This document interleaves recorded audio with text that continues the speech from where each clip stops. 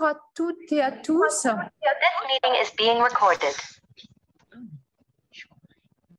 Pour cette troisième journée où on va parcourir avec de nombreux exemples ce pouvoir d'agir, cette capacité d'action des habitants au service évidemment de tous les habitants des quartiers et puis pour comment ils interviennent dans le projet de renouvellement urbain. Donc, quelques petites règles d'abord. Vous avez une possibilité de poser vos questions par le chat et j'en ferai retour à Paul au fur et à mesure de vos interventions. Donc, on a fait ça les 2 premiers jours, ça se passe très bien. Autre message, tout est enregistré, donc vous aurez tous les replays à la fin de cette semaine. Et puis, bienvenue à toutes et à tous et surtout au Conseil citoyen de Carrosse, de Villeurbanne et d'Annemasse qui vont nous présenter tour à tour leur projet. Merci beaucoup et je te laisse la parole, Paul. Oui, merci. Peut-être simplement, si la personne qui a, je crois que c'est Christian, qui a partagé quelque chose, peut l'enlever, voilà, pour que je puisse mettre mon support. Ah, j'ai l'impression qu'il y a un son en écho quand je parle. Ça va? C'est mieux? Parfait. Bon. Merci beaucoup. Alors, je vais tout de suite afficher le document et puis je vais vous dire un tout petit mot pour, justement pour ouvrir notre séance. Voilà, je partage d'abord.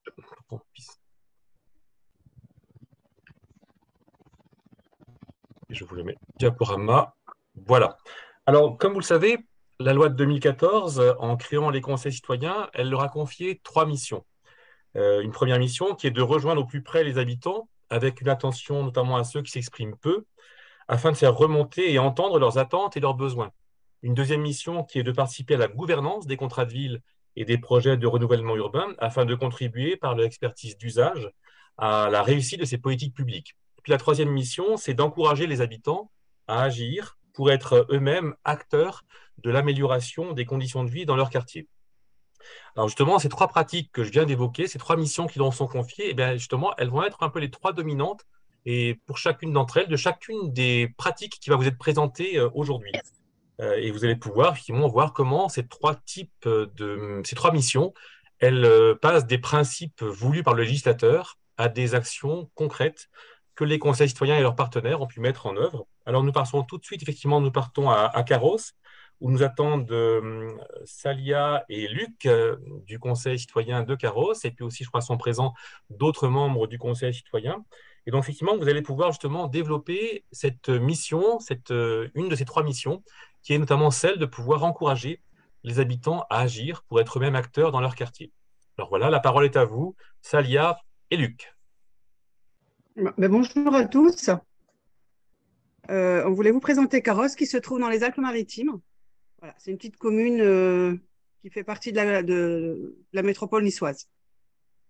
Voilà, nous avons un petit QPV pas très grand, de 2000 habitants à peu près. Il est assez concentré sur le centre-ville. Ça fait écho. Allez-y, allez-y. Continuez, Salia, je vous en prie. Voilà. Notre QPV étant petit et concernant un petit nombre d'habitants, nous n'avons pas créé le conseil citoyen par tirage au sort, mais c'est basé sur le volontariat. Donc, il y a déjà eu un premier groupe vers 2015 à sa création. Moi, je suis en poste depuis 2018 et donc c'est à peu près le même groupe qu'on a pour l'instant, d'une dizaine de personnes. On met en avant le fonds de participation des habitants pour montrer justement aux habitants le pouvoir qu'ils peuvent avoir dans l'amélioration de la vie dans leur quartier et qu'ils soient eux-mêmes acteurs. En fait, c'est surtout là-dessus qu'on travaille. On fait des marches régulières dans le quartier. On se présente, on a des visuels, c'est-à-dire qu'une chasuble où c'est écrit Conseil citoyen pour qu'on puisse être aussi repéré au sein de la ville.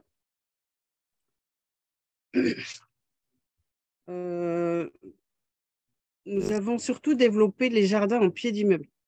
Tu peux avancer, Paul, peut-être. Ouais. Merci. Voilà. Donc, c'était une action qui a été quand même pas mal demandée. Ça a fait un petit peu effet boule de neige. Donc, il y en a un qui voulait quelque chose au pied de son immeuble, pardon. Et nous l'avons aidé, grâce au fonds de participation des habitants, à financer cette action avec donc, notre partenaire le plus important, les jardins partagés de Carrosse, qui font partie aussi du Conseil citoyen. Et ça a fait un petit peu une émulation. Et puis, on a fait ça un petit peu partout dans le quartier. Voilà. Et on peut se servir de ce projet en fait, pour montrer le fait que en fait, ce projet a démarré avec un habitant qui ne connaissait même pas forcément le Conseil citoyen, qui avait juste envie de monter au pied de son immeuble un petit jardin.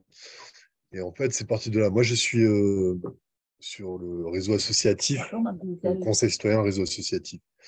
Et donc, ce bonhomme, on l'a aidé à démarrer le projet, qui était tout petit au début et qui a pris de plus en plus d'ampleur. Et en fait, ça montre bien qu'un habitant qui a envie de faire quelque chose, s'il se donne les moyens de faire, si il trouve les bons interlocuteurs autour de lui qui sont même en réseau avec les pouvoirs publics, il y a possibilité de démarrer et de faire des choses chouettes. Donc, ce projet est né et puis s'est développé petit à petit. Et maintenant, on a plein de jardins en fait, autour du centre social sur le quartier politique de la ville. Et on a encore d'autres projets qui sont en train de naître. Par contre, voilà, il y a toujours la question du temps quand le projet est là, il faut souvent beaucoup de temps pour le mettre en place. Mais si on s'accroche bien à ce projet, si on est motivé, en fait, c'est vraiment ça qui est important, dans le sens, c'est d'être motivé, d'avoir envie, les projets finissent toujours par aboutir à un moment ou à un autre. Donc ça, c'est vraiment important à mon sens sur cette idée-là.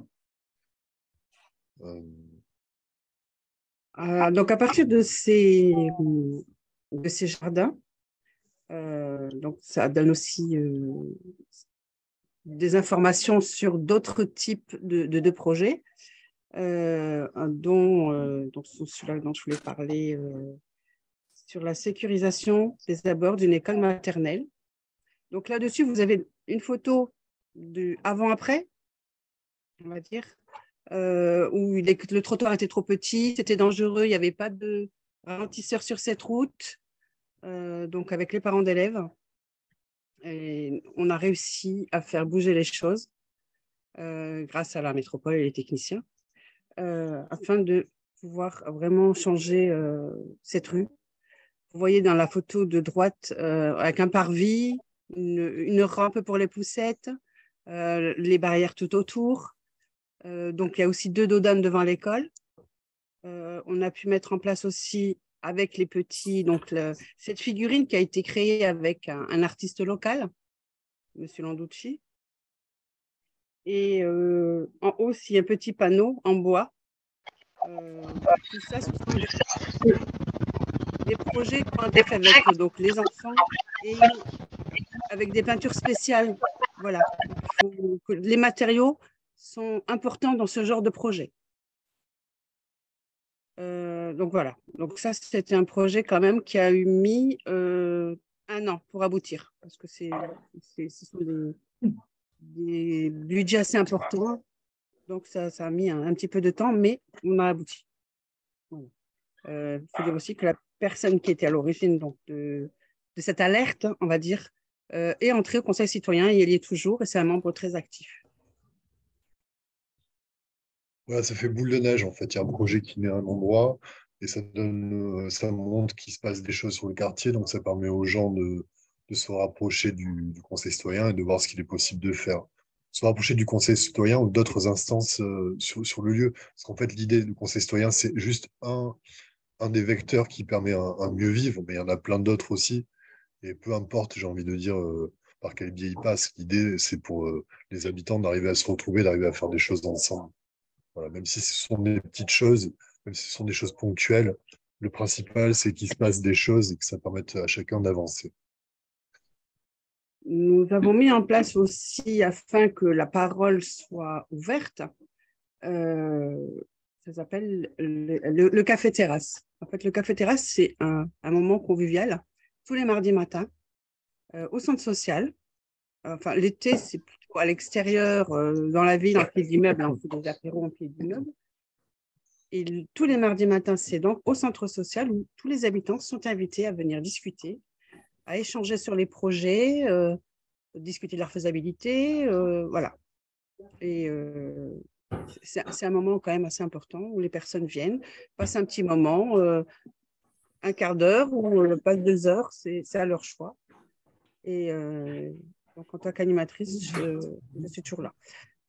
Ce qu'il faudrait dire aussi, c'est que les membres du Conseil citoyen se sont saisis de ce rendez-vous et c'est eux, la plupart du temps, qui assurent cette médiation avec la population. Non, je ne sais pas qu'il n'y a pas de caméra. Merci de bien couper le son dans vos écrans pour qu'on puisse bien s'entendre mutuellement. Et donc, vous disiez, Salia et Luc, que finalement, ces différents projets, ces différentes actions que vous mettez en place, là, vous parlez effectivement du café-terrasse qui permet effectivement, c'est un peu comme si c'est le QG, le point de rendez-vous, où finalement, c'est la pépinière des idées finalement qui s'est fait autour d'un café et qui permet de pouvoir ensuite essaimer sur des projets, que ce soit un jardin, que ce soit le projet sécurité. Il y a eu peut-être d'autres choses aussi. Vous m'avez parlé aussi de démarches sur les cosmétiques, c'est ça Oui, c'était en 2020, donc, avec une personne qui avait proposé de présenter aux habitants, de préparer leurs propres produits cosmétiques avec des produits naturels. Donc, on a fait des ateliers une fois par mois avec un groupe de personnes qui devaient s'inscrire et tous ces ateliers étaient gratuits, bien sûr. Là, on en a un projet. Nous avons une forêt autour de Carrosse et il y a une personne qui s'y connaît assez bien en plantes, donc qui propose de découvrir les plantes qu'il y a dans la forêt. Faire un petit, comment que ça s'appelle? Un herbier. Un herbier, pardon, merci. Donc voilà, c'est des projets sur lesquels on va partir aussi, normalement sur 2023. Et puis de la même manière, si j'ai bien compris, pour aller mobiliser les habitants, donc il y a ce temps convivial du café-terrasse du mardi matin, et puis il y a aussi le fait d'aller vers les habitants avec l'organisation de marches exploratoires dans des secteurs différents chaque fois. Vous pouvez nous en dire un peu quelques mots de ces marches exploratoires où les membres du Conseil citoyen sont très partie prenante, aussi bien pour communiquer justement sur ces marches qui vont avoir lieu? Oui, donc elles vont à peu près une fois par mois. Donc, on cible un quartier en priorité, là où il y a des petits soucis, on peut les régler. On fait les photos, on fait un PowerPoint à la fin pour avoir vraiment un bon compte-rendu imagé. Et ces comptes rendus sont envoyés aux partenaires métropole, État et CAF. Et on en discute, on regarde la faisabilité. L'année dernière, on a été reçus par la municipalité pour justement discuter de ces projets-là. Et il y a des choses qui ont changé dans le quartier grâce à ces marches. Alors, ce qui est intéressant dans les démarches que vous mettez en place sur Carrosse, vous l'avez évoqué à plusieurs reprises, c'est que finalement… on vous laisse couper le son, s'il vous plaît. Merci à vous. On voit effectivement que finalement, dans le quartier centre-ville dans lequel vous êtes, vous n'avez jamais eu vraiment d'habitants qui se réveillent le matin et viennent vous voir en vous disant « j'ai rêvé de devenir conseiller citoyen ». C'est bien en partant de projets très concrets, comme vous disiez, un monsieur qui a une envie de faire un jardin auprès de chez lui. C'est par des projets très concrets qui touchent le quotidien, qui sont, on pourrait dire, à hauteur d'habitants, qu'au bout d'un moment, il y a l'envie de pouvoir s'inscrire plus durablement dans des projets et pour que d'autres en profitent aussi. Donc finalement, le projet, c'est vraiment le déclic. Quand il répond à un besoin du quotidien de l'habitant, c'est vraiment un déclic qui permet de pouvoir ensuite penser à s'engager dans un conseil citoyen. C'est ce que vous avez mentionné ici, est-ce qu'on voit un peu en bas de la diapo? Je peux vous laisser la commenter. Effectivement, il semble que les jardins, que le projet de sécurisation, ça a fait des petits et ça a donné envie à des gens d'aller du projet au conseil citoyen. Vous pouvez nous en dire un peu quelques mots? On a plusieurs personnes donc avec nous. Ils sont ont pris, enfin, comment on dit? Excusez-moi, je cherche mes mots. C'est dans cette démarche, en fait, on les a aidés, on a été au bout de leur projet. Et ils se sont dit, ben, si ça peut marcher pour moi, ça peut marcher pour d'autres, et il faut en parler. Donc, voilà. Entre voisins, ils en ont discuté, ils habitent d'autres quartiers, déménagent dans le quartier. Voilà, ça a ouvert des portes. Et voilà, suivant les disponibilités de chacun, aussi, on est très large de ce côté-là. Je les reçois à tout moment. Voilà, c'est moi qui m'organise en fonction d'eux, la plupart du temps. Donc, il n'y a rien d'imposé. Voilà. Les réunions au Conseil citoyen aussi, c'est une fois par mois. Donc, mais s'il y a besoin de plus, on en fait plus. Tout dépend du sujet à traiter, tout dépend des autorisations qu'on a reçues ou pas, du lien qu'on a avec les partenaires. Voilà, il y a tout ça à mettre en place. Et on a le règlement intérieur. Ils savent les choses qu'ils peuvent faire ou peuvent pas faire. Voilà. Donc, ça reste quand même cadré. Ouais. Et l'envie des gens est primordiale là-dessus. Et moi, je peux peut-être faire un petit topo sur les jardins partagés spécifiquement, encore une fois. C'est vrai que ce projet est né, comme je disais tout à l'heure, avec un bonhomme qui a eu envie de démarrer. Et en fait, dans le quartier, tout le monde s'est levé en disant que ça ne marchera jamais, tout va être arraché, tout va être abîmé. Et en fait, l'idée, encore une fois, c'est avec la motivation de se lancer et puis de faire quand même. Et en faisant, en fait, on se rend compte que ça avance. C'est plus sur l'action, hein, pour rejoindre ce que vous disiez là, qu'on se retrouve, parce que sur la chat, c'est facile de se retrouver, de parler, de finir la réunion, de partir chacun de son côté. Mais l'idée, c'est vraiment de faire, et de faire un peu contre vents et marées au début, hein, parce que c'est vrai que c'est un projet qu'on a lancé et qu'on n'était pas certain du tout du résultat escompté. Et finalement, on se rend compte que ça fonctionne. Donc, ça veut dire que c'est vraiment en faisant et en étant sur l'action qu'on se rend compte que des projets peuvent démarrer et exister. Et ce projet-là, peut-être, on ne sait jamais, peut-être demain, tout va être détruit sur le quartier. J'espère pas, ça fait 5 ans qu'on fait ça. Mais voilà, on n'est jamais sûr de rien non plus. Mais on fait avec, on fait pour. Et l'idée, elle est vraiment là, encore une fois, d'être actifs ensemble sur un projet commun. Et ce qui est intéressant dans ce que vous dites là, effectivement, c'est vous montrer très concrètement comment le chemin se fait entre le besoin de l'habitant qui est pris en compte, son désir, comme vous disiez, son envie, et qui C'est ça. devient tout d'un coup un projet de citoyen qui a envie aussi de partager avec les autres. Et donc, finalement, il y a tout ce chemin-là que vous proposez par concrètement l'action et le projet. C'est ça. Et je trouve ça encourageant, moi, parce que c'est un projet qui est né de rien et qui, en fait, fonctionne. Donc, c'est pour donner aussi envie aux participants que je ne vois pas, moi j'ai du mal avec les visios, excusez-moi, de se dire que bah, voilà, s'ils ont envie de faire des choses, et ben, ils peuvent essayer, quoi. Et puis si on essaye et que ça marche pas, c'est pas grave, on aura essayé quand même. Et c'est important aussi d'essayer, c'est important de faire, voilà. Plutôt que de rester sur son quant à soi, de dire de toute façon ça marchera pas. Et puis voilà. C'est vraiment encourageant à ce niveau. Et donc le conseil citoyen est un moyen pour les habitants s'ils s'approprient l'outil grâce évidemment à des gens comme Salia, euh, c'est un moyen pour arriver à avancer encore une fois. On vous laisse commenter la dernière diapo qu'on avait préparée ensemble sur justement ces réussites que vous percevez. Alors, vous l'avez déjà bien évoqué, mais est-ce qu'on peut prendre le temps de se dire justement ce que vous percevez aujourd'hui, c'est un point d'étape.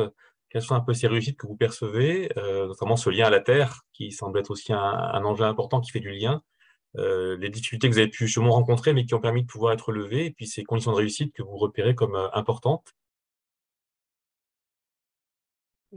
Euh, en fait, il me semble que j'ai déjà un peu raconté tout ça. Après, ça dépend à chaque fois des personnes, encore une fois, parce que au-delà du projet, il y a toujours une personne hein, qui le porte. Et ça dépend à chaque fois de la personne, de la manière dont elle est à l'instant T, pour garantir l'avancée de son projet. Parce qu'il y a des gens qui se lancent sur des trucs et qui finalement se rendent compte qu'ils ne peuvent pas, ou pour plein de raisons, ils n'ont plus le temps. Donc ça, c'est l'idée aussi, c'est de pouvoir rebondir à chaque fois sur des conditions différentes pour faire avancer l'histoire. Et puis, si on se rend compte au bout d'un moment que ça ne fonctionne pas, ça a été le cas hein, sur certains espaces. Je pense notamment à un espace en pied d'immeuble sur lequel on avait eu des soucis avec les voisins qui avaient leurs chiens et qu'en fait, ils ne voulaient pas du tout d'un jardin, ils voulaient juste un endroit pour leurs chiens. Et ben, on a installé tout et puis finalement, on a tout enlevé. Donc, il ne faut pas hésiter à rebondir et, voilà, et être toujours réactif aussi par rapport aux choses qui évoluent aussi. Voilà, une chose n'est jamais fixe, les envies changent. Et c'est important aussi à mon sens, encore une fois, de pouvoir être en capacité de réagir face à des changements. Alors, on essaie de leur montrer que tout est possible, en fait. Il faut juste un peu de temps. On essaie de tempérer justement leur envie. Parce que la plupart du temps, quand ils nous proposent un projet, ils pensent que ça peut être fait la semaine d'après. Et ce n'est pas le cas. Parce qu'il y a tout un travail derrière de demande d'autorisation, de recherche aussi. Donc, tout cet aspect-là, on ne leur dit pas. C'est quelque chose, c'est un travail de préparation. On tempère juste le fait de leur dire le projet est en cours d'étude et qu'il est arrivé. En général, ça c'est au bout de 2 mois, à peu près en 2 mois avant que le projet se mette en place. Donc, on essaye de voir aussi au niveau des saisons pour que ça puisse aussi aller avec le temps. Très bien, merci beaucoup pour votre intervention. On a encore quelques questions à traiter, le cas échéant, mais on va laisser la parole aux participants qui sont présents avec nous aujourd'hui. Est-ce qu'il y a des questions qui sont remontées avant que je ne repose d'autres questions qu'on avait envisagé aussi d'explorer? Il y avait une question sur le nombre de personnes mobilisées à travers le Conseil citoyen, Paul. Alors, Luc Salia, donc à la fois dans le conseil, mais au-delà, du côté des habitants, quel est l'effet boule de neige dont vous parliez, ou l'effet papillon, que sais-je? Qu'est-ce que vous pouvez en dire? Combien de personnes sont mobilisées? Alors, au niveau des conseillers citoyens, ils sont à peu près une dizaine, 9, 10. Après, il y a des personnes qui viennent aussi, qui participent à nos activités, qui ne font pas partie du conseil citoyen parce qu'ils habitent un petit peu en périphérie et que donc il y a cet élément dans le conseil citoyen qui fait qu'il n'y a que les personnes qui habitent dans le QPV qui peuvent en faire partie. Mais dans le centre-ville, il y a quelques rues autour. Des personnes qui sont intéressées donc participent aussi, mais sans faire partie du conseil citoyen. Et les projets de jardin partagé ont justement permis aussi de toucher plus largement la population. Et vous disiez que dans le quartier, il y a eu ces projets, puis ça a essaimé sur les autres quartiers. Et là, vous pouvez nous dire un petit peu… Alors, oui, ça a essaimé. En fait, nous, on a 13 projets qui fonctionnent de jardin en pied d'immeuble sur le centre-ville, spécifiquement sur le centre-ville de Carros. Après, on a des parcelles. L'association a des parcelles de jardins partagés extérieures à la commune. Et on est en fait, là, en 2023, on va passer à 120 espaces de jardinage occupés par des habitants. Mais on distingue les habitants de Carros, la totalité du territoire, et les habitants du quartier politique de la ville. Donc, sur le quartier politique de la ville, en gros, le quartier politique de la ville est nouvelle. On a une quinzaine de projets, ça, 13-15 projets. Certains qui fonctionnent et certains qui sont encore en train d'avancer. Très bien, voilà. Merci. Projet jardin. Est-ce qu'il y a une autre question qui a été posée? Non, Paul, c'est bon pour moi. D'accord. Pas d'autres questions dans le chat. OK. Alors, un point aussi, une particularité dans ce conseil citoyen, vous disiez que vous étiez 10 personnes. Vous avez récemment été 4 à venir participer à la formation de l'école du renouvellement urbain. Alors, est-ce que vous pouvez nous en dire un petit peu quelque chose? Et que c'était quoi le moteur qui vous a conduit à être tous les 4 en force pour cette formation? Et puis, qu'est-ce que vous en retirez? Donc, il faut dire que les membres du conseil citoyen sont demandeurs. Ils ont eu une petite formation sur la prise de parole en public, mais par rapport au conseil citoyen pur, ils n'avaient pas eu de formation sur ce qui était possible, pas possible. Enfin, il y a beaucoup de choses dont ils n'étaient pas au courant. Quand on nous a proposé cette formation à l'ERU, donc c'était une opportunité pour en savoir plus. Comment fonctionnent les autres aussi au conseil citoyen au point de vue national. Donc, on y est allé à 4. Et ça a rallumé la flamme, je veux dire. Les membres du conseil citoyen sont repartis de là, mais vraiment très motivés à reprendre en main le quartier et à mettre en place d'autres projets. Je pense qu'il faut vraiment mettre en place des formations pour les membres des conseils citoyens. C'est vraiment important. Ouais, parce que ça permet de rencontrer d'autres personnes qui font le même genre de choses que nous, en fait. Et donc, on se sort un peu de sa bulle, on se sort un peu la tête de son guidon à soi. Et c'est toujours hyper intéressant de croiser d'autres personnes qui font la même chose.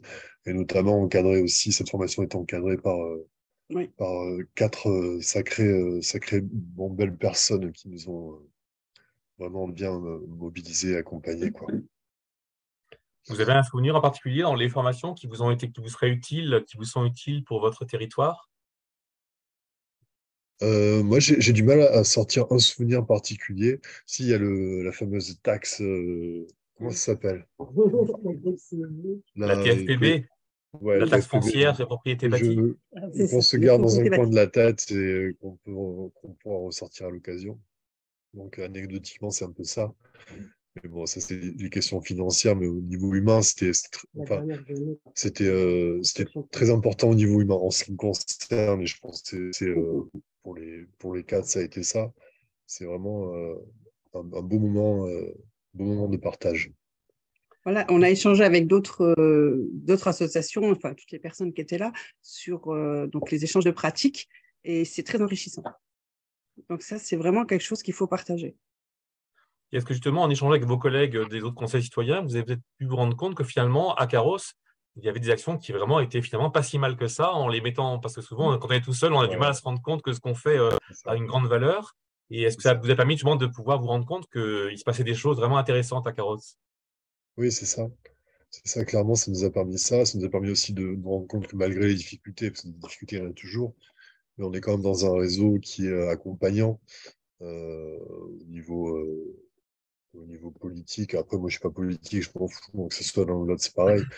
Mais avec la métropole, avec l'État, la CAF, le centre social, c'est tous les gens qui sont là et qui accompagnent. En fait, parce qu'un projet, une personne a envie de démarrer quelque chose, mais aussi faut-il qu'il y ait tout un accompagnement derrière.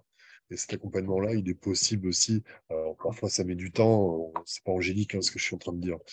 Mais on est quand même sur un territoire qui permet le développement de projets, même si parfois ça met du temps.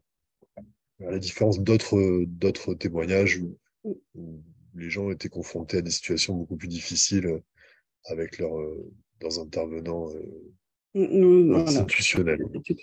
Voilà. Nous, on s'entend vraiment bien et voilà. On arrive à avoir des leviers justement qui permettent d'avancer dans nos projets. Alors, je retiens 3 choses de ce que vous évoquez pour conclure notre temps d'échange, et merci encore d'avoir pris le temps pour cela.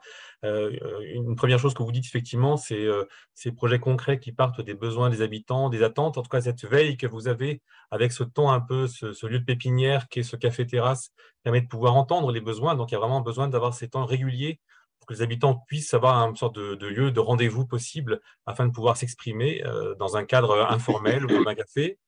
J'entends un peu la deuxième chose que vous évoquez, c'est d'avoir aussi au sein du conseil à la fois des habitants qui progressivement s'impliquent justement grâce au projet, et puis des acteurs comme vous l'êtes, Luc, qui contribuent à bâtir des projets avec eux pour aussi apprendre la méthode de projet. Hein. Vous disiez un projet, ben, on se rend compte finalement, les habitants se sont rendus compte que ça se fait pas d'un claquement de doigts, mais ça prend un peu de temps, il y a une méthode, et donc ça permet de pouvoir monter en compétence par le projet lui-même. Et puis, troisième chose que j'entends dans ce que vous dites, c'est la fonction que vous avez, effectivement, on va dire à double mission, cette mission d'animation du Conseil citoyen que vous avez, Salia, donc l'animation, cette ingénierie d'animation qui est mise en place sur le quartier, et puis le fait d'avoir dans votre escarcelle une autre corde à votre arc, qui est celle de pouvoir animer le FPH, donc ce fonds de participation. Donc finalement, vous avez moyen de pouvoir tirer tout de suite sur un axe, une dimension projet, qui permet de pouvoir, sur des actions très concrètes, à permettre aux habitants de se rendre compte que on ne les mobilise pas que pour faire un diagnostic des besoins, mais concrètement qui peuvent agir tout de suite grâce à ce FPH qui est souple à mettre en place. Donc c'est intéressant d'avoir cette double casquette dans votre mission. Voilà un petit peu ce que je voulais évoquer pour conclure. Je trouve très intéressant votre démarche à Carros et on est ravis de pouvoir découvrir ce que vous faites dans ce territoire. Merci à vous. Vous avez tout compris. Parfait. Bon, bah alors j'arrive bientôt chez vous pour dire bonjour. Super. Quand vous voulez. Continuez bien en tout cas.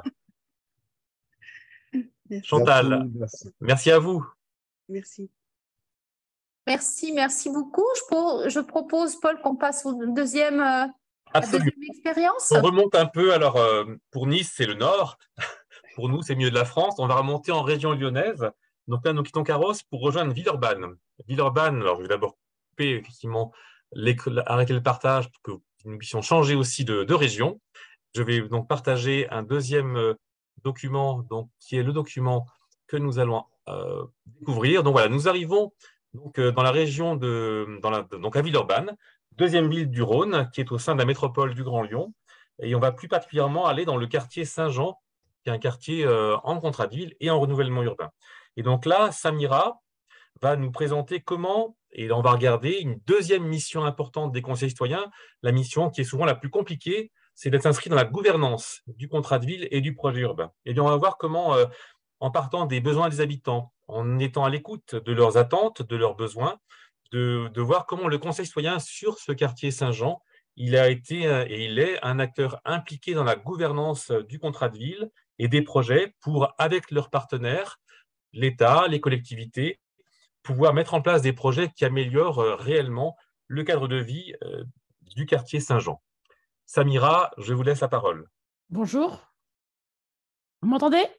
Parfaitement, Samira. Super. Allez-y. Bon, bonjour à tous. Donc voilà, Madame Yousfi Samira, donc membre du Conseil citoyen Villeurbanne Saint-Jean.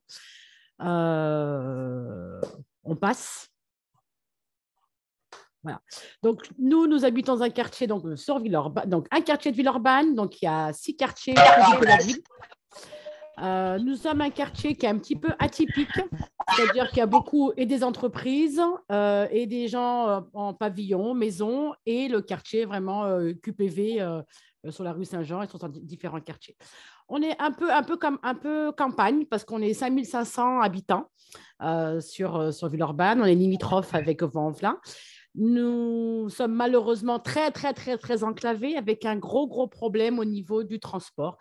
Donc, en fait, c'est un gros problème qu'on a, nous, et du coup, ça pose une grosse problématique pour tous les habitants. Et on a aussi un petit souci, c'est que nous sommes sur une zone inondable. Nous avons la nappe phréatique qui est vraiment là, parce qu'il faut savoir qu'en fait, le quartier Saint-Jean, c'était que des marais. Voilà. Next. Donc, le Conseil citoyen s'est mis en place, nous, en 2018, en sachant qu'on avait déjà un conseil quartier qui était assez fort aussi, qui était bien présent, pour essayer de travailler avec la mairie au niveau des problématiques qu'on avait dans le quartier. Donc, en fait, nous avons rassemblé et le Conseil citoyen et le Conseil quartier pour éviter, en fait, les doublons, étant donné en plus que souvent, c'était les mêmes personnes.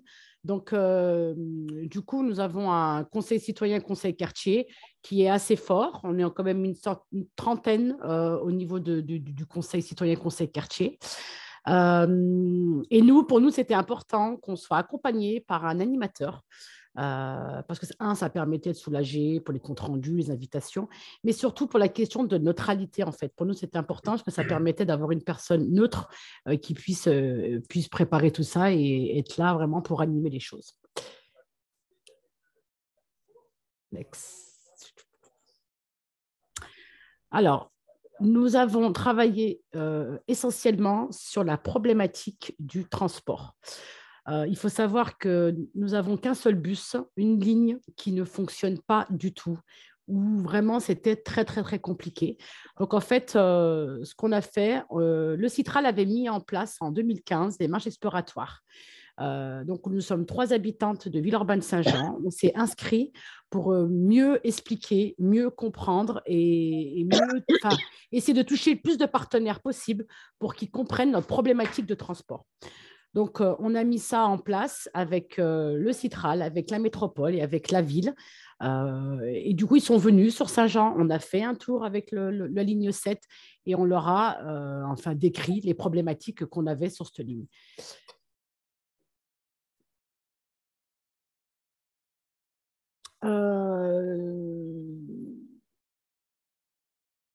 Je reviens en arrière. Ouais, juste, voilà, merci. Excuse-moi. J'avais juste oublié de dire ce qui a permis, quand même, c'est important, en fait, ce qui a permis de pouvoir avancer, c'est grâce à une nouvelle équipe. Alors, une nouvelle équipe au niveau de la commune, au niveau de la mairie de Villeurbanne. Il faut savoir que dans notre conseil quartier, il y avait certains membres du conseil quartier, conseil citoyen, qui travaillent maintenant, qui sont élus en fait en mairie, et la nouvelle équipe aussi de la mairie. Et je trouve que ça joue beaucoup, est vraiment dans l'échange et veut vraiment être dans de la co-construction avec nous et nous dire, voilà, il y a ça, on peut faire, on ne peut pas faire, mais on essaye ensemble. Et ça, je pense que c'est essentiel pour pouvoir avancer.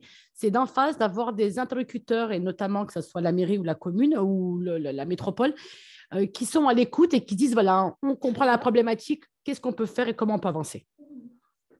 Merci.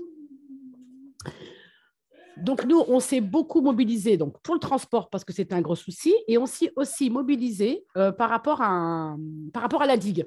Donc, il faut savoir que nous, on a de la chance, c'est qu'on a le canal qui passe sur Villeurbanne-Saint-Jean et on a de la verdure. Donc, c'est quelque chose, c'est un plus pour nous, pour le quartier. Par contre, c'était vraiment une friche.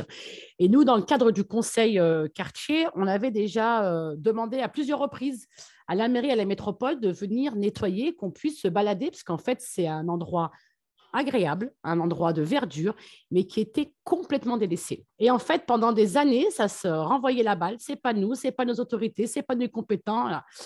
Du coup, quelque part, grâce au renouvellement urbain, à l'ANRU, du changement du quartier, c'est l'État qui a pris en charge ça et qui va s'occuper de vraiment tout refaire. Et du coup, on a la chance qu'en fait, la digue va complètement être démontée et déplacée pour avoir encore plus de verdure. Et nous, pour nous, c'est important. Et ça, c'est des choses où vraiment on met un point d'honneur dessus. On ne veut pas des grands immeubles. C'est-à-dire que oui, il faut construire. On entend qu'il y a besoin de construire. Il y a besoin pour les gens. Ça, c'est aucun souci. Par contre, on ne veut pas de grandes tours.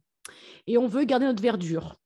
Parce qu'on on a 2 stades et on a un joli stade. Et ça, voilà, aujourd'hui, normalement, ils veulent construire dessus. Et nous, c'est vrai qu'il y a des choses où on a vraiment envie de garder. Et du coup, voilà, on fait remonter, on essaie de tenir sur ça. Aujourd'hui, ça se passe bien parce que voilà, on discute, on est dans l'échange. On va essayer de voir un petit peu ensemble comment on peut avancer. Mais c'est vrai que pour nous, c'est important, la question de verdure, la question d'habitat, oui, mais pas des choses qui ressemblent à des tours et que ce n'est pas très agréable. On veut quand même garder quelque chose au niveau de l'identité de notre quartier, quoi. Oui, et puis on a aussi rencontré, enfin là, moi je fais partie de l'Assemblée citoyenne. Donc l'Assemblée citoyenne, c'est pareil, en fait, c'est la mairie qui a mis ça en place. Donc c'est 80 habitants de Villeurbanne, donc on a tirage au sort où on a été par vote. Et en fait, c'est 80 habitants.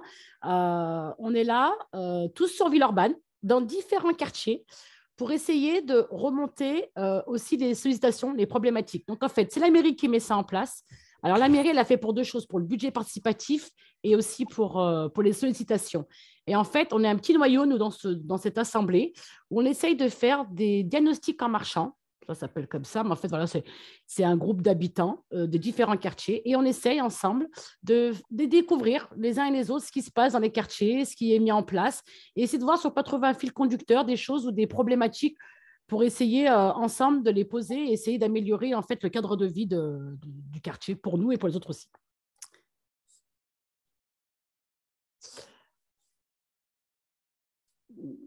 ouais, alors nous, c'est vrai que le sujet, vraiment le premier sujet où on s'est vraiment positionné, et c'est ce qui a permis aussi de fédérer, c'est ce que je vous disais, parce que nous, on a et le quartier, et les maisons, et les entreprises, et ben, c'est le transport, parce qu'en fait, le transport, ça touchait tout le monde. Et c'est ce qui a permis et de fédérer, et qui a permis aussi d'être dans de l'échange, où tout le monde était d'accord de se dire qu'on a un gros problème à ce niveau-là et qu'il faut qu'on travaille ensemble. Et on a pu faire remonter tout ça au niveau des acteurs institutionnels. Donc, c'est très simple, hein, on a demandé des rendez-vous, on a envoyé des recommandés à la métropole, à Citral, en mairie, et on leur a dit, voilà, le Conseil citoyen vous invite à une réunion pour pouvoir échanger, pour pouvoir poser cette problématique. Ça s'est d'ailleurs très, très bien passé. C'est ce qui a permis derrière de pouvoir, aujourd'hui, voilà, on a le tramway qui est prévu pour 2026. Au niveau des logements, c'est pareil. Ce que je vous disais un peu avant, c'est que nous, on ne voulait pas avoir une densité de logements qui était énorme. Donc, au début, c'était prévu pour 2030. Donc, nous, les 5 000 habitants devaient passer à 15-20 000 habitants. Et aujourd'hui, ils avaient prévu 2500 logements. Et là, ils ont revu un peu à la baisse. Et on est passé à 1500 logements. Donc, tout ça, en fait, c'est vraiment avec le souhait vraiment de travailler ensemble avec les institutions, de se dire, voilà, oui, on est d'accord, il faut, mais comment on le fait pour pas non plus tout dénaturer. Et voilà. Et aujourd'hui, voilà, il y a la grande réflexion sur la digue. Alors, il y a des choses encore à valider, mais normalement, c'est prévu, voilà, qu'elle soit enlevée, qu'elle soit améliorée, qu'elle ait quelque chose enfin, un bon rendu au niveau de la verdure et au niveau du passage pour les familles, parce que c'est vrai qu'aujourd'hui, c'est désert, parce que ça ne donne pas du tout envie de se balader là-bas, ça fait même un petit peu peur aujourd'hui. Voilà. Oui, alors nous, le Conseil citoyen, c'est vrai que sur Villeurbanne-Saint-Jean, dès le début, c'est-à-dire qu'on a insisté sur le fait de bien remettre en fait ce qui était légal, c'est-à-dire qu'on n'est pas invité dans les réunions. La question, c'est de se dire, ce n'est pas une invitation, c'est qu'on doit participer, on doit y être. Voilà, une anecdote, en fait, une fois, on est arrivé à une réunion, ils ont dit, on vous a invité. Je dis, non, on ne vous avait pas invité. On doit être là, on a notre place, notre place autant que vous pour être dans ces réunions-là, pour essayer justement d'être dans l'échange et pour pouvoir avancer. Ce qui est important surtout, c'est vraiment l'intérêt commun. Donc voilà, on a pris le transport, on a pris le problème de la poste, on a essayé de prendre vraiment les problématiques qui touchaient tous les habitants. Parce qu'effectivement, nous, dans notre quartier, au niveau de la mixité, alors je parlerai de la mixité sociale, la mixité ethnique, enfin toutes les mixités qui peuvent exister, des fois c'est compliqué que tout le monde puisse se sentir à l'aise et que tout le monde puisse participer. Il y a beaucoup de personnes qui disent, ouais, mais ils ne participent pas, ils ne viennent pas, ils ne sont pas là. Et en fait, la question, c'est aussi comment on donne envie et comment on laisse la place justement à ces personnes, des fois, qui n'osent pas trop venir. Et du coup, c'est pour ça qu'on a préféré au Conseil citoyen prendre les problématiques qui touchaient tout le monde pour que tout le monde puisse se sentir à l'aise et que tout le monde puisse participer.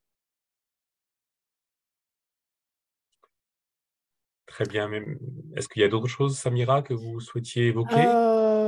Alors nous, ce qu'on a fait aussi, c'est qu'on a créé une sorte de petit groupe dans le Conseil citoyen pour avoir... c'est pas une lumière, mais c'est de se dire plus, ouais, dire qu'on existe. C'est-à-dire que comme le quartier Saint-Jean, il est enclavé et que souvent les Villeurbanais même ne connaissent pas le quartier de Villeurbanne-Saint-Jean. En fait, nous, ce qu'on a mis en place avec un petit groupe d'habitants, c'est d'assister en fait à toutes les réunions et d'être dans le maximum dans les endroits où on pouvait dire on est là, on existe et on aimerait mieux pour notre quotidien dans notre quartier.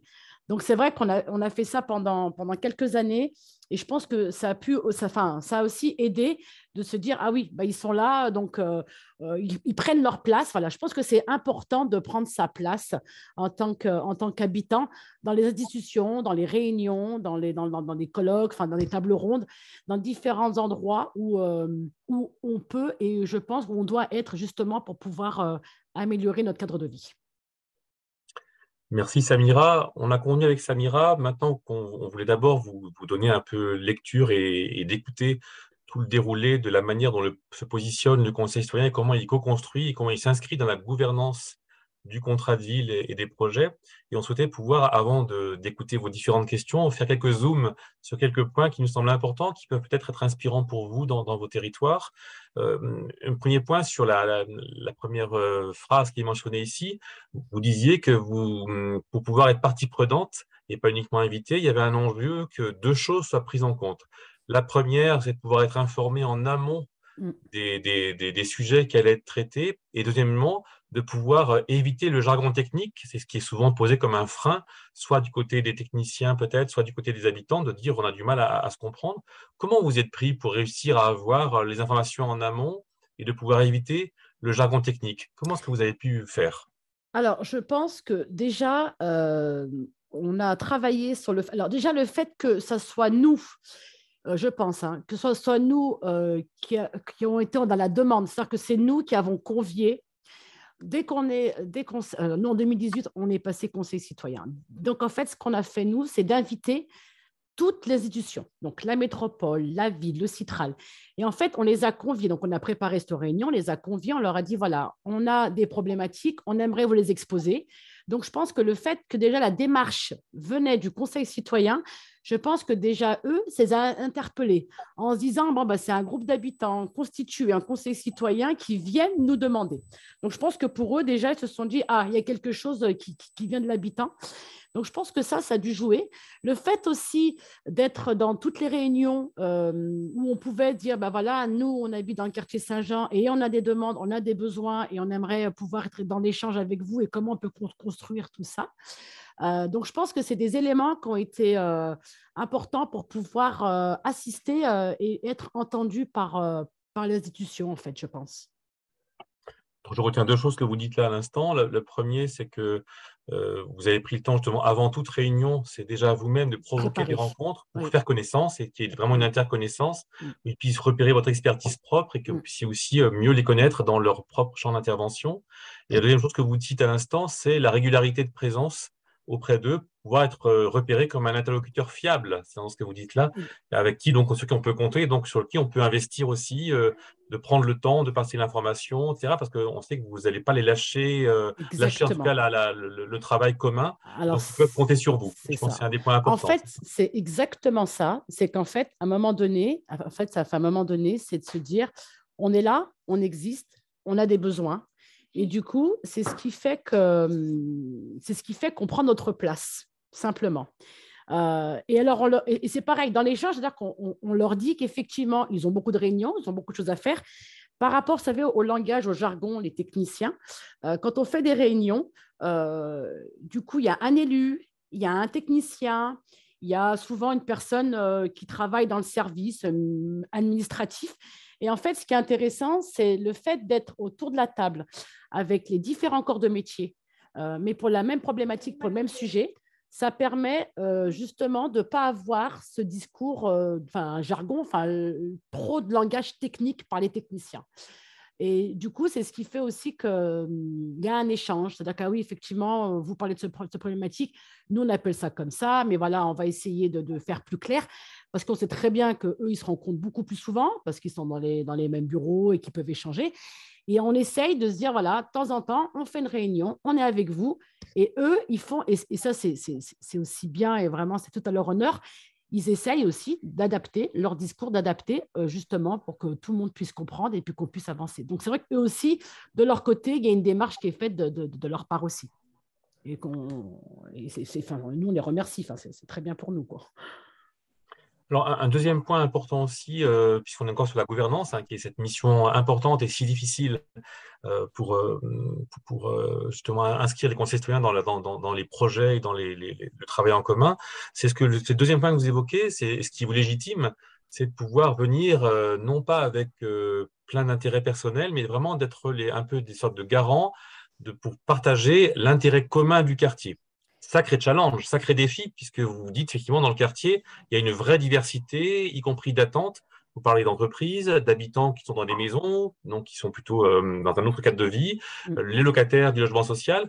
Comment est-ce que vous arrivez à construire un intérêt commun avec une telle diversité? Alors, je pense, pour construire un intérêt commun, il faut vraiment trouver les problématiques communes, dans un premier temps. Parce qu'en fait, les personnes, quand elles viennent, c'est-à-dire qu'au début, au conseil quartier, c'était beaucoup de personnes qui habitaient en maison, pas beaucoup de personnes qui habitaient en QPV. Et ils venaient avec la problématique de rue, parce que tout le monde veut des ralentisseurs devant chez soi, parce qu'effectivement, vous savez bien, dans les quartiers, souvent, il y a beaucoup de problèmes au niveau de la vitesse. Mais bon.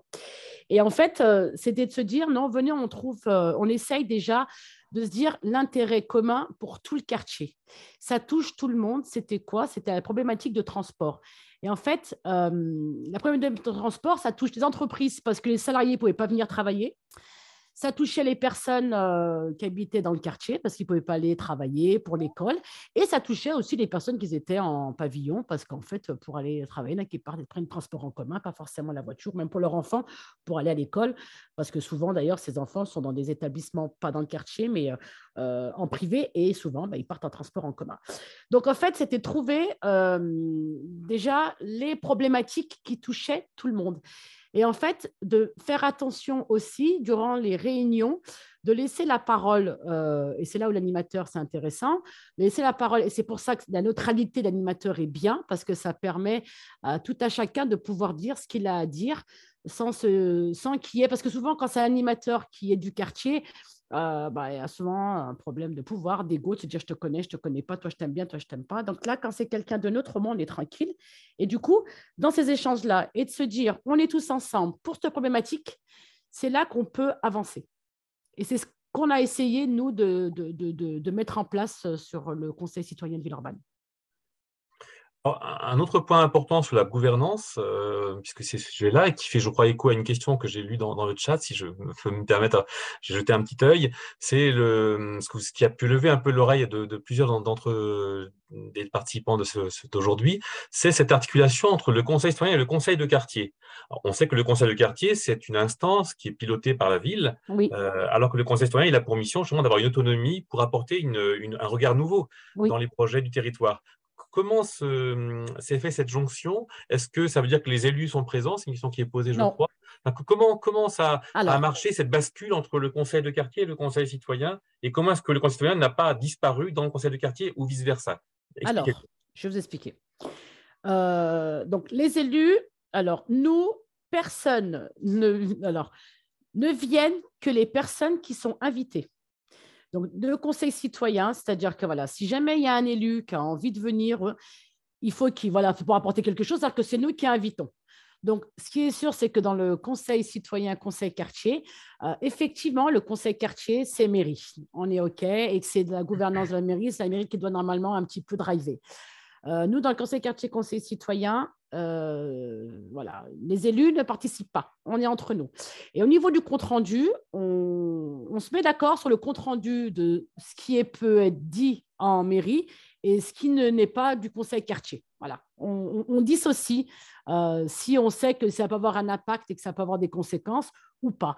Donc, en fait, quand on finit la réunion, on se met d'accord sur le compte-rendu. C'est là où l'animateur, il est très neutre, c'est-à-dire que Zoé prend tout, elle note tout, et ensuite, elle nous envoie, et c'est à nous de se dire, ça, on est OK, ça, on n'est pas OK, ça peut partir ou pas partir. Mais effectivement, l'articulation, elle s'est faite, et puis de manière, on était obligé, c'est parce qu'en fait, ça faisait trop après, trop d'interlocuteurs, trop de choses, et ça ne sert à rien.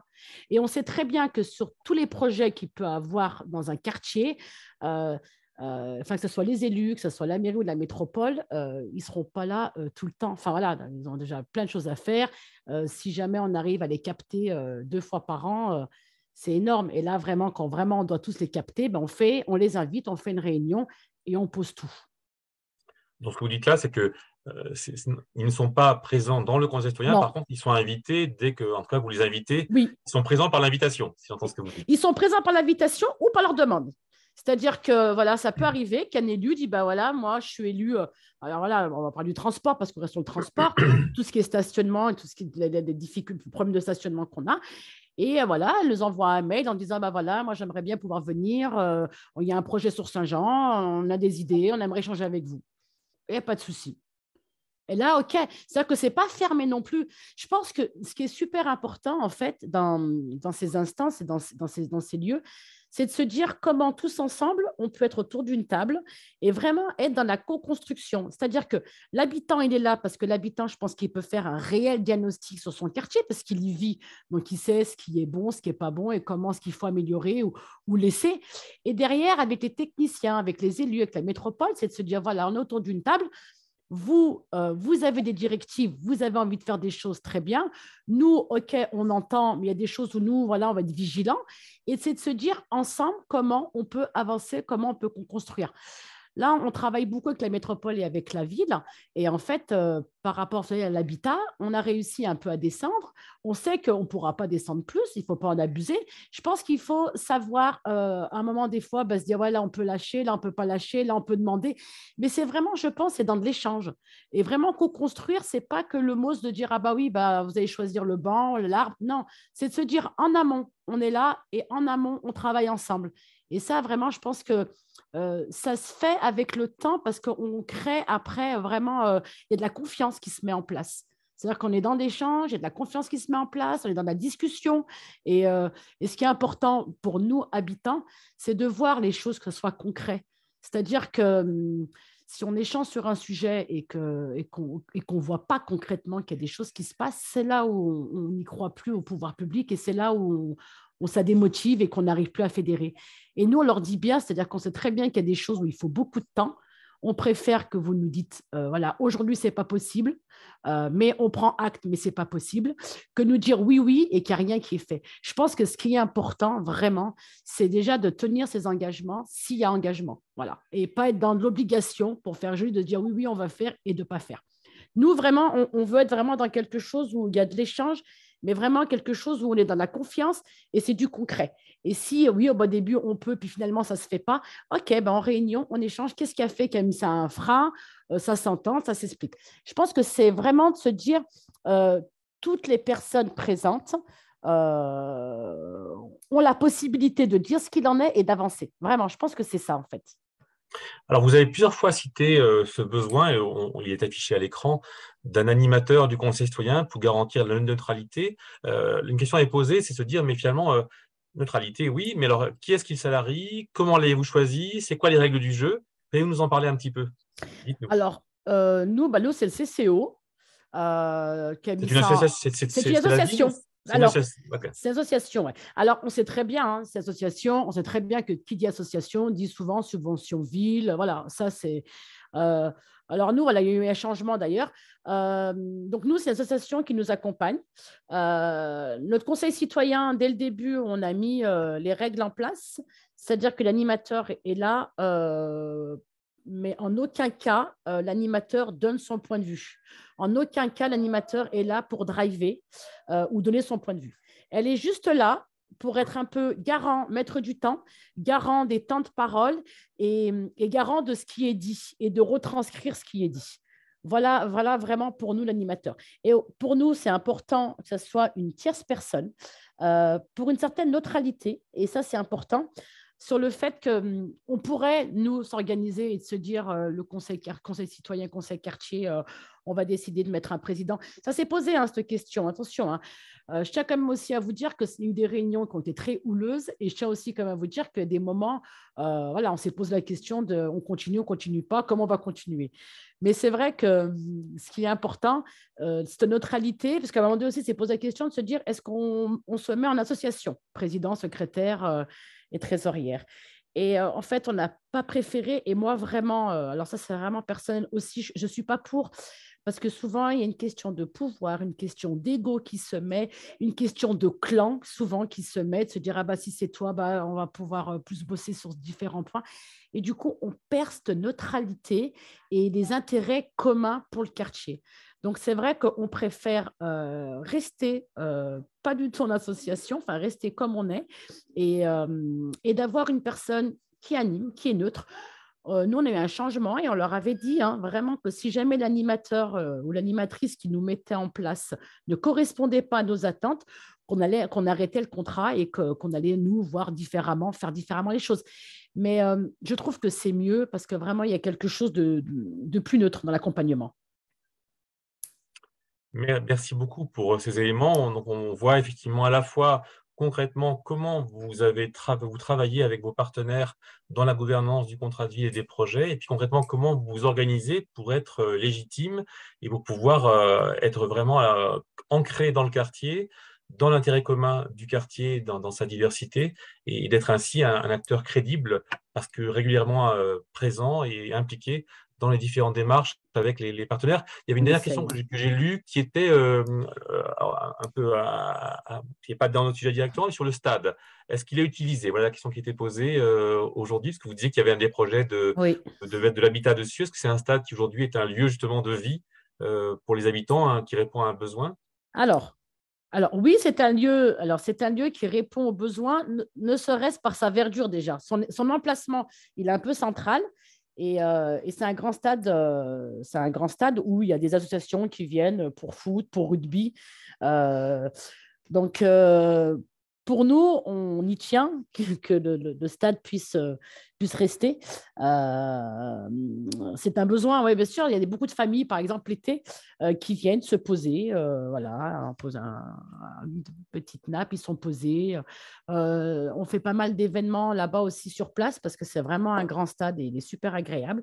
Donc, on fait pas mal aussi d'événements. Donc, oui, pour nous, c'est important. On aimerait vraiment, vraiment, vraiment le garder. On aimerait vraiment pouvoir garder ce petit poumon de verdure qu'on a vraiment au cœur du quartier, quoi. Merci beaucoup, Samira, pour Merci à vous. cette intervention. Merci Merci. infiniment. Chantal, je te laisse la main pour… Non, je pense que Non. tu as posé toutes les questions qu'il y avait dans le chat. Je pense qu'on peut passer à l'autre expérience. Voilà.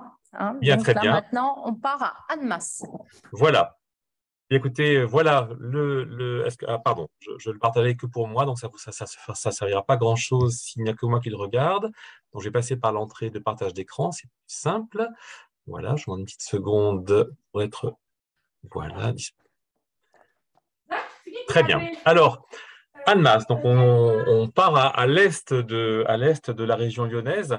Donc, voilà, vous avez aimé la saison 1 du Conseil citoyen d'Annemasse, si vous avez été présent l'année dernière quand on avait présenté un projet, eh bien, vous allez aimer la saison 2. L'an dernier, si vous y étiez, vous avez pu percevoir comment le Conseil citoyen, les bailleurs et la collectivité s'étaient mis à l'écoute des besoins et des attentes des habitants pour pouvoir faire évoluer la mise en œuvre du projet de renouvellement urbain, notamment en travaillant sur des logements de rez-de-chaussée qui étaient peu qualitatifs pour en faire des espaces communs à la fois pour les habitants et pour les ouvriers des chantiers à venir. Bien, aujourd'hui, Charlotte Cobos de l'agglomération d'Annemasse et Françoise Surette du Conseil citoyen, elles vont vous parler d'un projet mémoire, du projet mémoire qui est mis en place dans le cadre du projet de renouvellement urbain. Hier, on découvrait ce sujet d'actualité, le projet de la mémoire dans les quartiers, qui se traduisait par des actions de guides habitants, de raconteurs de ville. Et bien là, aujourd'hui, le projet mémoire s'invite dans la cuisine des habitants. Je vous laisse le soin de découvrir comment. Annemasse, c'est à vous. Merci. Il faut changer le… Voilà. Alors voilà, bonjour, moi c'est Françoise. Je suis donc habitante du quartier et membre du Conseil citoyen. C'est un grand quartier, presque une ville à part entière, 7000 habitants, une centaine de nationalités, 69% de logements sociaux, avec de graves problèmes sociaux qui sont augmentés par le coût de la vie, qui est très cher sur la région, compte tenu de la frontière avec la Suisse et de tous les frontaliers qui vont travailler de l'autre côté. Le Conseil citoyen a été créé en 2014. Nous étions nombreux, mais actuellement, après la période Covid, il y a une démobilisation des membres du Conseil citoyen que nous ne voyons plus du tout. Et nous allons relancer aussi avec les élus, on va leur demander leur aide, ainsi que l'agglo. On va relancer début 2023 des actions pour remobiliser les personnes qui étaient inscrites au Conseil citoyen et éventuellement élargir ces personnes. Nous comptons d'ailleurs sur ce projet mémoire pour peut-être inciter les personnes à nous rejoindre. la participation citoyenne dans notre quartier est une donnée d'entrée, est une des clés de réalisation des actions menées dans le cadre du renouvellement urbain, de la politique de la ville. Et nous sommes absolument liés avec tous les décideurs, avec tous les experts. Nous participons à tous les COTEC, tous les COPIL, que ce soit pour l'agriculture urbaine, comme tout ce qui concerne la rénovation urbaine, ainsi que les diagnostics en marchant. Voilà, nous sommes vraiment associés. On nous demande, on nous associe toujours à toutes les actions. C'est vraiment un plus qui est venu justement à la suite de notre semaine de formation pour certaines, qui nous ont incité justement à demander cette participation qui a été tout à fait acceptée à la fois par les élus et par toutes les instances. Voilà.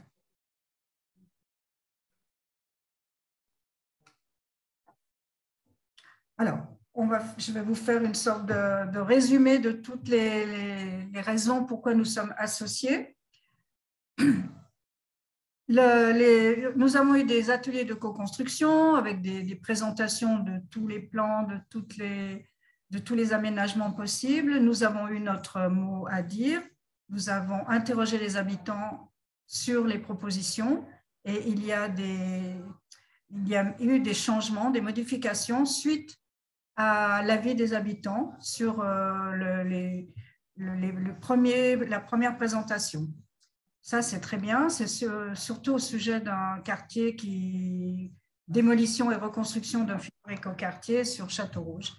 Et là, nous avons eu un poids pour changer quelque chose sur le premier plan. Nous avions déjà eu un projet mémoire sur une première tranche de renouvellement urbain sur le Livron. Et là, on ne peut pas tout démolir et oublier, c'est impossible. Donc, voilà. Mais là, on a voulu l'élargir à tout le quartier, pas seulement ce projet mémoire sur les habitants qui partent et qui vont ailleurs que sur le quartier, puisqu'on veut une mixité sociale et on ne reconduit pas les mêmes logements sociaux sur ce quartier, cet écoquartier. Donc, ils partent même du quartier, la plupart. Ils ne vont pas très loin, ils sont toujours sur l'agglomération. Mais on voulait aussi que ce projet mémoire soit une nouvelle fenêtre ouverte sur l'ensemble du quartier pour mieux le faire connaître et pour qui prennent une belle présence dans la ville et qui ne soient pas isolés. Voilà. Et donc, on espère que ce projet pourra remobiliser les gens. D'ailleurs, ça a commencé. Et donc, Charlotte vous expliquera. Mais il y a déjà des gens qui sont bien impliqués. Je prends la suite. Françoise, Voilà. bonjour. Donc, oui. Moi, je suis Charlotte Cobos, je suis la chef de projet du renouvellement urbain à Annemasse Agglo. Donc, le projet mémoire, nous, on a voulu que ce soit, comme disait Françoise, un objet, un projet pour valoriser tout le quartier, pas seulement justement le quartier qui était en grande transformation, celui de Château-Rouge, hein, où il y avait une démolition, une reconstruction, mais vraiment tout l'ensemble du quartier pour mettre en avant l'identité des habitants et le valoriser aussi aux yeux du reste de la ville et de l'agglomération. Donc, on vous présentera un peu tout à l'heure la spécificité du projet mémoire qui a été retenu, mais c'est vrai qu'on va travailler avec un collectif d'artistes sur un projet qui s'appelle Recettes. Donc, ils ont choisi comme angle d'attaque la cuisine pour mobiliser un maximum de personnes autour de ce projet, mais j'y reviendrai un peu plus tard. Ce qui a été très impactant dans ce projet, c'est que le Conseil citoyen, en fait, avait pris part à la définition des besoins ou des envies dans le cadre de la convention NPNRU. Quand on avait rédigé cette convention, on avait rassemblé les conseils citoyens pour leur demander quels étaient pour eux les objectifs du projet mémoire, qu'est-ce qu'ils voulaient voir dans ce type de projet, qu'est-ce qu'ils voulaient y faire. Et du coup, ça a vraiment été la base d'un cahier des charges ensuite qui a été transmis sous forme d'appel d'offres. Et donc, ceux qui ont répondu à ce projet ont coché toutes les cases qui avaient été demandées par les conseils citoyens. Il faut se rappeler juste que le projet mémoire, c'est une obligation du NPNRU pour accompagner du coup les habitants des quartiers en rénovation et pour voilà, mettre en avant leur identité, accompagner les habitants, se souvenir des quartiers qui vont être lourdement transformés. On peut passer.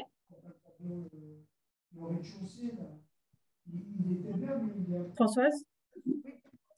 Alors, voilà les priorités qui ont été prises en compte dans le cahier des charges pour le projet mémoire. Faire découvrir le quartier, son territoire et ses habitants aujourd'hui d'une façon différente.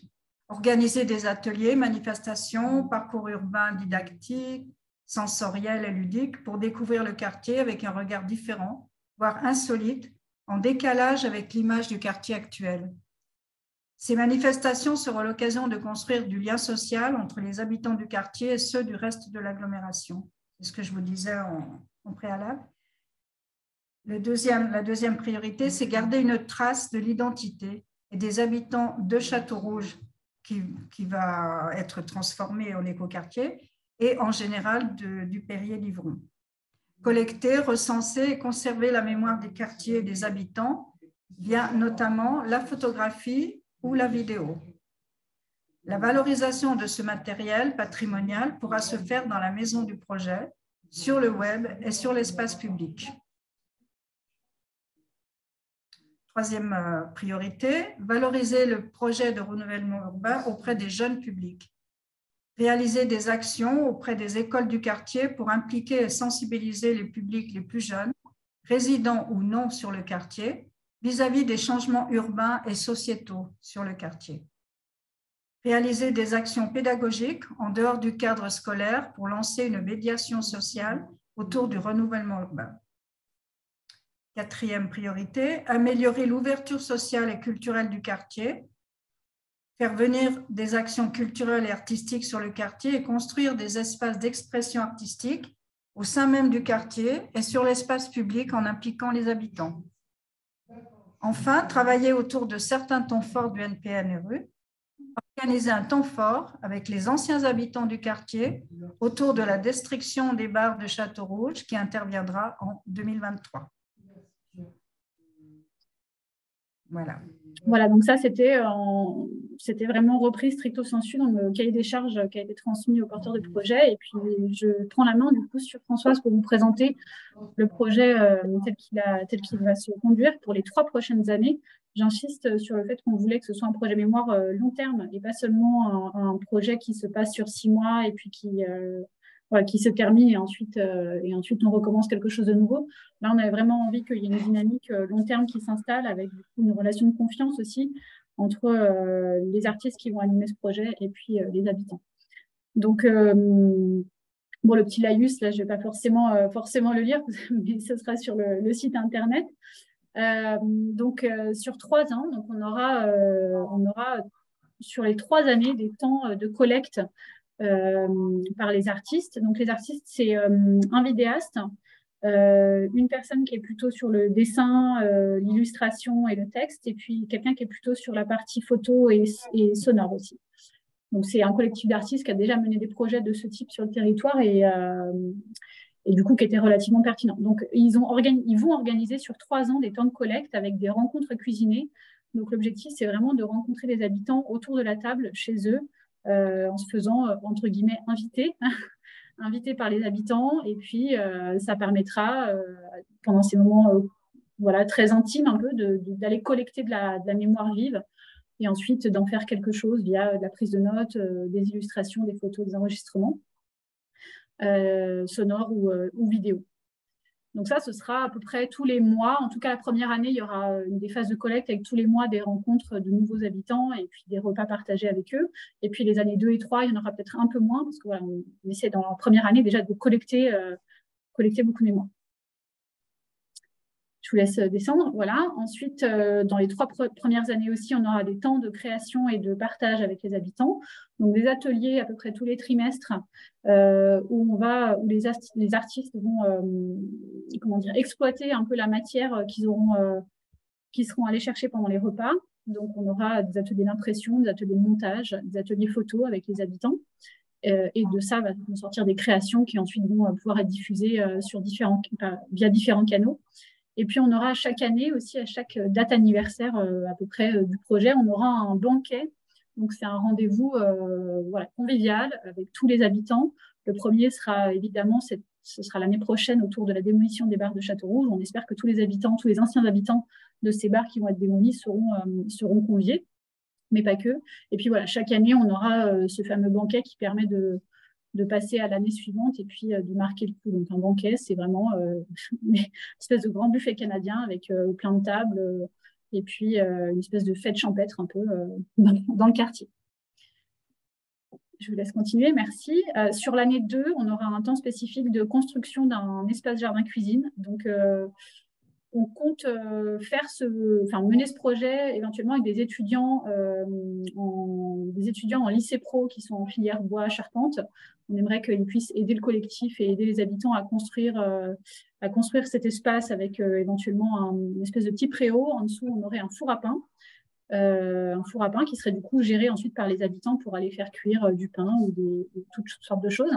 Et puis autour, on aurait du petit mobilier en bois. Donc voilà, cet espace-là, il serait vraiment construit avec les habitants, avec le collectif et avec, on espère aussi, des étudiants d'Annemasse.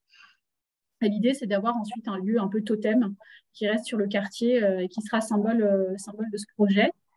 Ensuite, en année 3, on va plus particulièrement travailler, le collectif va plus particulièrement travailler à des recueils, c'est-à-dire soit une édition format papier avec éventuellement une publication un peu épilogue de tout ce qui a été fait pendant le projet, soit un film, l'un ou l'autre, ou peut-être l'un et l'autre, soit un film qui retracerait tout le projet et qui serait un montage un peu de toutes les images et de tout ce qui a été fait pendant le projet. Je vous laisse continuer.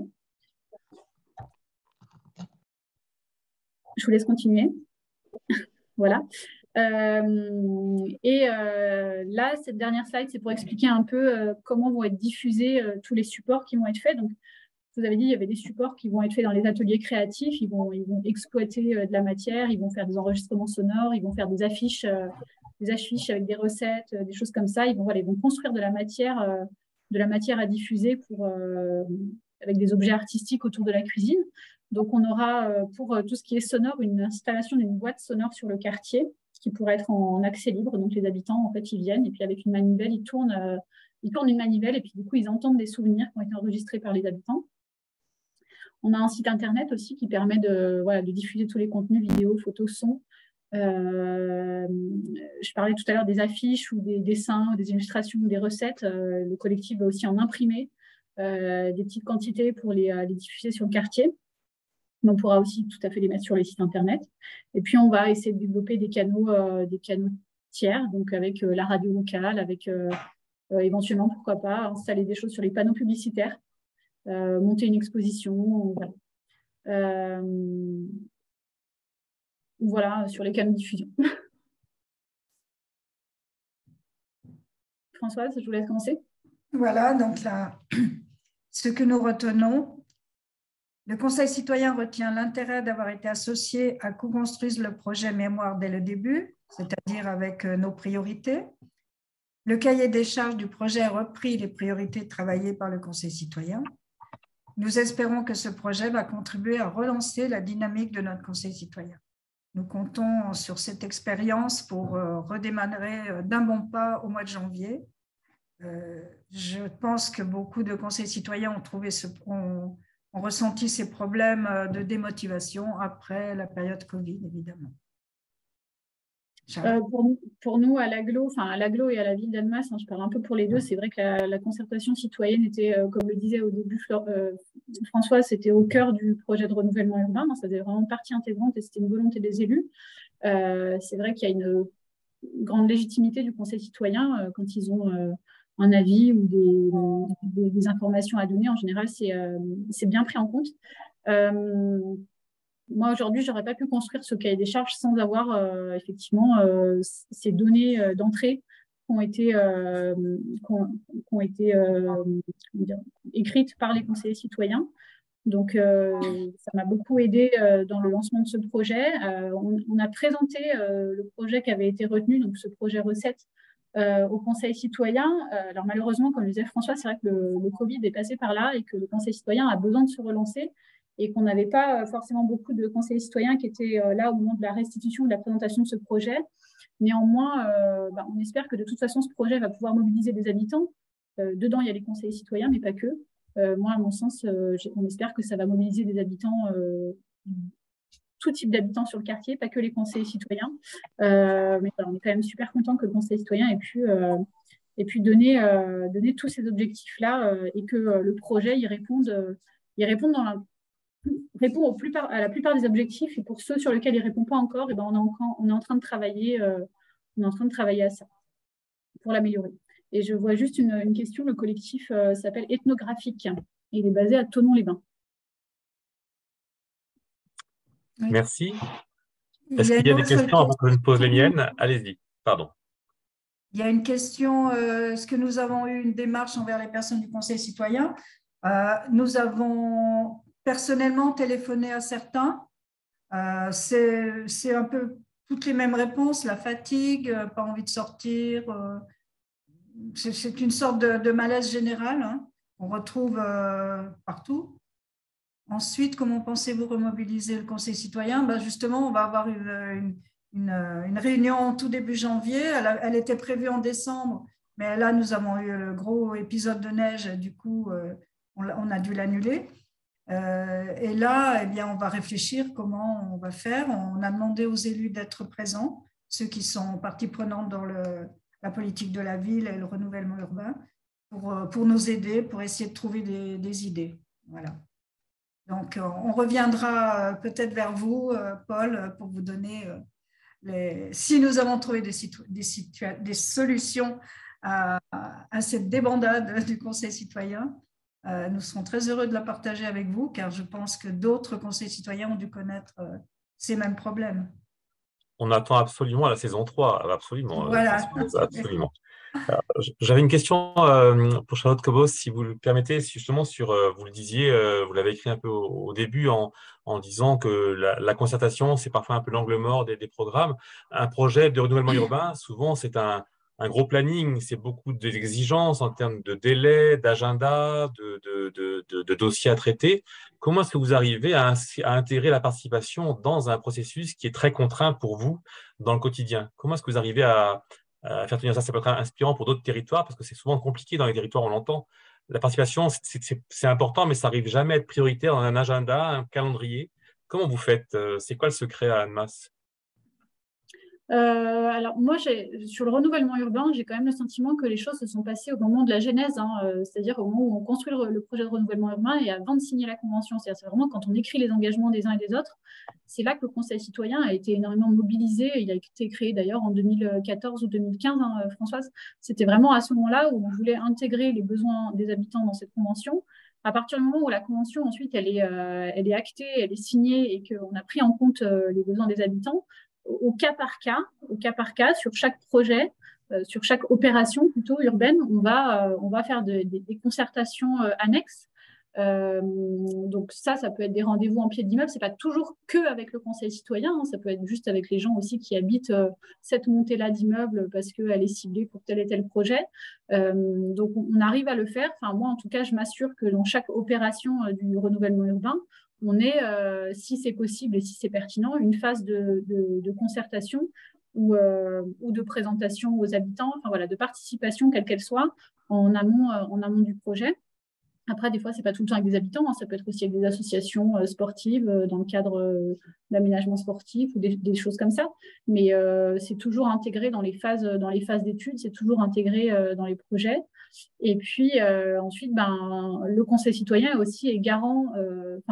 Françoise disait tout à l'heure, ils sont présents à toutes les instances de suivi du NPNRU, que ce soit des comités techniques ou des comités de pilotage.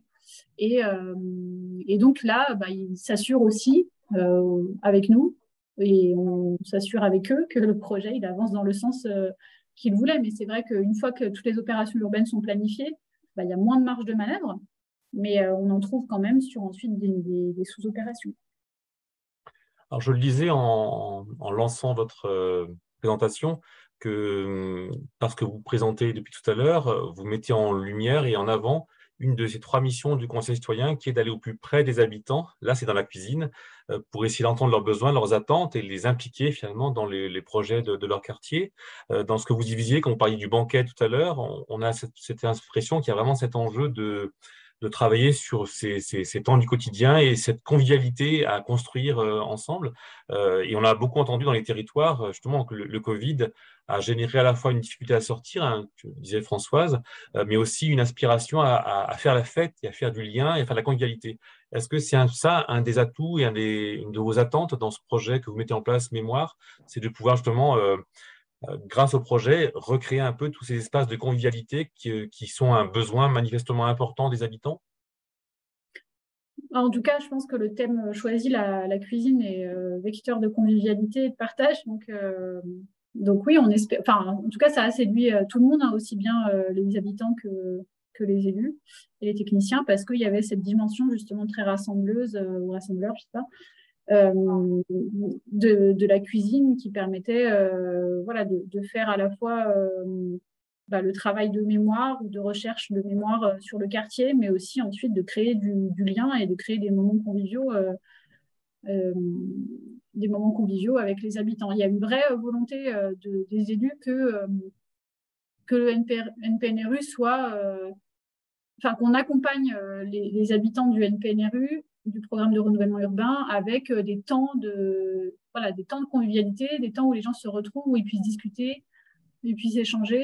C'est pas toujours des temps techniques ou des réunions classiques, mais des fois les échanges se font plus sur des temps informels, un peu comme ça. Et du coup, c'est une volonté aussi de passer par là pour alimenter le projet, mais pas que. Enfin, je veux dire, ça alimente aussi la connaissance du quartier par les élus et les techniciens et inversement. Alors, le projet commence tout juste sur ce travail de mémoire, vous l'évoquiez. Est-ce que vous sentez malgré tout déjà des premiers effets en termes de mobilisation des habitants, ou c'est trop tôt encore? Le collectif a déjà organisé 2 ateliers. Un pendant la fête du Perrier, donc là c'était une fête du quartier, donc effectivement il y avait beaucoup de gens, ils avaient un stand dessus avec des activités artistiques, donc oui, il y a eu beaucoup de passages. Après ils ont organisé un atelier là en novembre, pardon, dans un tiers-lieu qui est sur le quartier aussi. Je crois qu'ils ont une 30aine de personnes qui sont venues participer à l'atelier. Après, moi, je n'y étais pas toute la journée. Je sais que Françoise est venue à participer aussi. C'est vrai que la partie... il y a des difficultés, c'est-à-dire que la partie filmer des gens, aller vraiment dans l'intimité des gens pour aller manger chez eux, ça demande quand même à ce qu'il y ait un lien de confiance qui se crée. Donc ça, c'est peut-être un peu plus difficile. On va dire que sur les ateliers artistiques, etc., les enfants ou les parents viennent très volontiers. À partir du moment où il faut commencer à enregistrer, à filmer les visages ou quoi, ou à aller carrément chez les gens manger, on y arrive, hein, le collectif y arrive, mais ça demande un effort supplémentaire de convaincre les gens de faire ça. Après, le collectif, il a pris rendez-vous vraiment avec tous les acteurs du quartier, notamment les acteurs associatifs, qui, eux, sont des bonnes portes d'entrée pour aller rencontrer des personnes. Et voilà, tout se fait un peu par cooptation, entre guillemets, quand il faut aller manger chez les gens, vraiment, et les rencontrer dans leur intimité, quoi. Après, peut-être que François, vous pouvez nous dire quelque chose sur l'atelier auquel vous aviez participé? Oui, c'était assez amusant. Il fallait venir avec un appareil ménager qui avait une histoire. Et moi, je suis venue avec la cocotte minute de ma maman, qui pour moi sont des souvenirs magnifiques de repas de famille autour de ma mère, qui était une excellente cuisinière. Donc, j'ai toujours sa cocotte minute et je m'en sers toujours. Donc, j'ai pu raconter des anecdotes liées à mes parents. Ça m'a fait très, très plaisir. Merci beaucoup pour ces retours qui nous font bien dire que parler mémoire, ce n'est pas théorique, c'est vraiment un sujet intime et qui est vraiment fait partie prenante du patrimoine et du projet qui est à poser. Je conclurai juste et je te passerai la parole, Chantal. Ce que moi je retenais de cet échange qu'on vient d'avoir avec vous, et vous avez évoqué effectivement cette mission du Conseil citoyen qui est d'évoquer d'aller au plus près des habitants, écouter leurs besoins, leurs attentes et l'intime. On a écouté tout à l'heure à Carros la mission qu'il porte de travailler sur la capacité d'agir. On a écouté sur Villeurbanne cette manière de s'impliquer dans la gouvernance du projet. On a, par ces 3 missions qui sont confiées au Conseil citoyen par le législateur, on voit bien qu'il y a un enjeu là de faire réussir les projets pour qu'ils favorisent un mieux-être de tous. Et on voit bien que là, dans ces missions-là, il y a cet enjeu de donner un souffle, alors si on devait dire à la fois à la réussite des projets, mais aussi donner un souffle, on pourrait dire, à notre République, si on peut dire les choses ainsi, puisque finalement, l'enjeu derrière tout cela, que dit la loi de 2014, c'est de favoriser l'égalité réelle. Donc on est bien dans une logique, par ces missions confiées, de permettre que cette valeur d'égalité, notamment, qui est sur les frontons des institutions, s'inscrit dans le réel des habitants pour être une bonne nouvelle pour eux, et que la République, ça peut être pour eux une bonne nouvelle, la politique une bonne nouvelle pour eux. Et on voit bien par ces différentes présentation qu'on a eue aujourd'hui, comment est-ce que les conseils citoyens et leurs partenaires sont des acteurs qui contribuent à rendre vivant cette République par les projets urbains et par les contrats de ville. Voilà ce que j'avais un peu en tête en vous écoutant les uns et les autres, mais je te laisse la parole, Chantal. Oui, je ne rajouterai rien à tout ce que tu as dit. Merci pour cette belle synthèse, hein. Donc, moi, j'ai bien aimé. Si ça peut marcher pour moi, ça peut marcher pour les autres, quoi. Il y a vraiment cette ouverture des possibles à travers les différentes expériences qui nous ont été présentées. Je vous remercie beaucoup, toutes et à tous. Je remercie Paul, je remercie tous les conseillers citoyens qui nous ont fait part de leur expérience, mais aussi tous ceux qui suivent cette semaine. Donc, demain, on va aller à Angoulême, à Saintes et à Brest. Donc, même horaire, même lien, et j'espère vous voir demain. Très bel après-midi à toutes et à tous. Merci beaucoup. Merci à tous. Merci. Au revoir.